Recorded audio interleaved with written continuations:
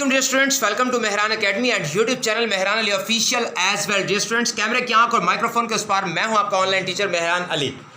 Physics 10th class physics unit number 12 geometrical optics. और जी आज का हमारा टॉपिक है लॉन्ग क्वेश्चन है रिफ्रैक्शन ऑफ लाइट। आपसे शॉर्ट क्वेश्चन में अगर कहा जाए डिफाइन रिफ्रैक्शन ऑफ लाइट तो आप हेडिंग देकर ये वाली डेफिनेशन लिख देंगे। लेकिन अगर लॉन्ग क्वेश्चन के तौर पर आपके पेपर में ये सवाल आ जाता है कि जी रोशनी की रिफ्रैक्शन से क्या मुराद है, डिस्कस रिफ्रैक्शन ऑफ लाइट, तो आप कैसे लिखेंगे और क्या क्या लिखेंगे, आइए डिस्कस करते हैं।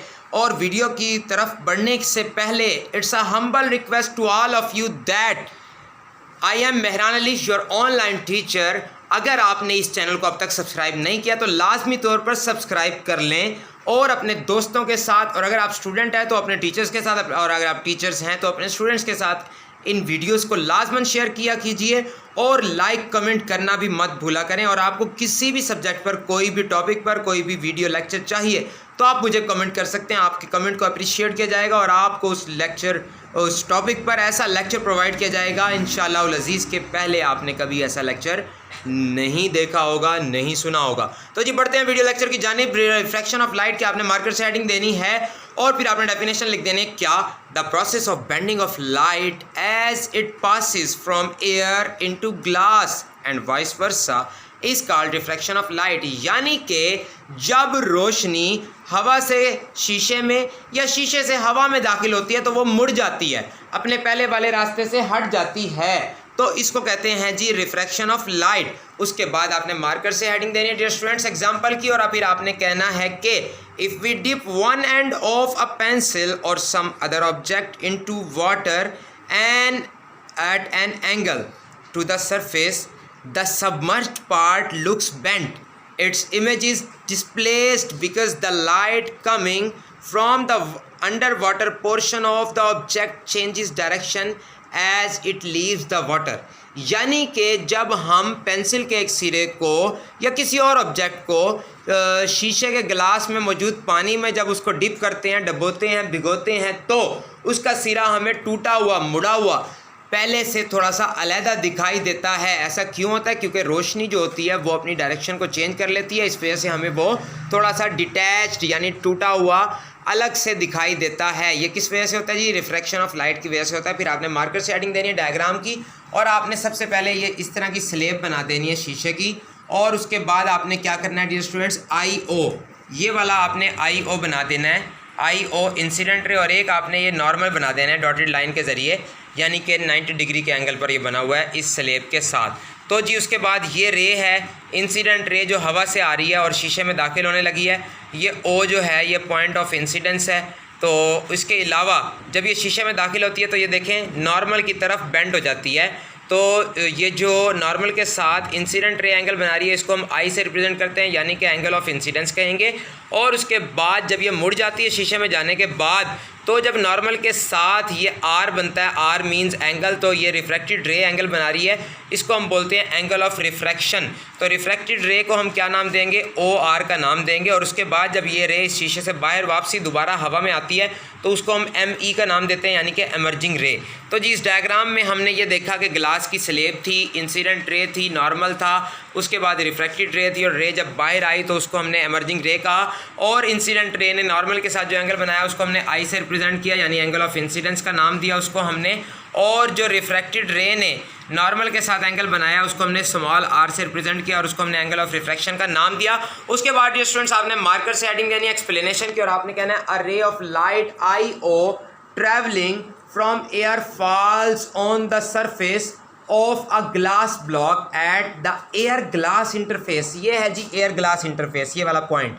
तो आपने कहना है eight the air glass interface the रे ऑफ लाइट IO, द रे of light IO changes its direction. तो जनाब IO जो होती है अपनी डायरेक्शन को चेंज कर लेती है, and bends towards the normal, और नॉर्मल की तरफ बेंड हो जाती है, झुक जाती है, मुड़ जाती है, bends towards the normal and travels along the path OR, और OR पाथ के अलोंग ट्रेवल करती है इनसाइड द ग्लास ब्लॉक के अंदर। उसके बाद आपने कहना the rays IO and OR are called incident ray and refracted ray respectively. The rays IO and OR are called incident ray and refracted ray respectively. उसके बाद आपने कहना है the angle I made by the incident ray IO with the normal is called angle of incidence. IO जो normal के साथ angle I बनाती है उसको हम क्या कहते हैं, इंसिडेंट एंगल ऑफ इंसिडेंस कहते हैं. और उसके बाद the angle R made by the refracted ray यानी कि OR with the normal is called angle of refraction, यानी कि OR रिफ्रैक्टेड रे जो नॉर्मल के साथ R एंगल बनाती है उसको हम एंगल ऑफ रिफ्रैक्शन कहते हैं. उसके बाद आपने कहना है क्या कि जी when refracted ray leaves the glass it bends away from the normal and travels along the path ME. जब रिफ्रैक्टेड रे ग्लास से बाहर निकलती है तो ये नॉर्मल से अवे, ऊपर की तरफ, बाहर की तरफ, दूर की तरफ मुड़ जाती है और उस पाथ को ME का नाम देते हैं और इस रे को हम क्या बोलते हैं, एमर्जिंग रे कहते हैं. तो फिर आपने एंड में यही बता देना है कि ME इज कॉल्ड एमर्जिंग रे. तो जी एक्सप्लेनेशन तो कंप्लीट हो गई लेकिन बात अभी कंप्लीट नहीं हुई. तो इसके बाद डियर स्टूडेंट्स फिर आपने मार्कर से हेडिंग देनी है लॉज ऑफ रिफ्रैक्शन की और फिर आपने लिख देना है first of all number 1 the incident ray, the refracted ray and the normal at the point of incidence all lie in the same plane. ये था जी फर्स्ट रूल. क्या इंसिडेंट रे, रिफ्रैक्टेड रे और नॉर्मल जो होता है वो तमाम एक ही पॉइंट ऑफ इंसिडेंस पर जब मिलते हैं तो वो एक ही प्लेन में मौजूद होते हैं. सेकंड लॉ आपने लिखना है, सेकंड लॉ आपने लिखना है बेटा क्या कि the ratio of the sine of the angle of incidence, the ratio of the sine of the angle of incidence I to the sine of the angle of refraction R is always equal to a constant I dot E. It means that sin I over sin R equals to constant equals to n.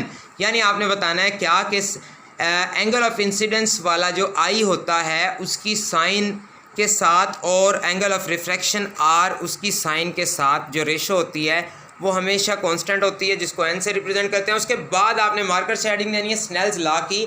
अलग से short question में आ जाए तो भी आपने Snell's law को ऐसे discuss कर देना, वरना लॉन्ग क्वेश्चन में तो आपने करना ही करना है, यानी रिफ्रैक्शन ऑफ लाइट वाले में आपने मार्कर से हेडिंग देनी है जी स्नेल्स लॉ की.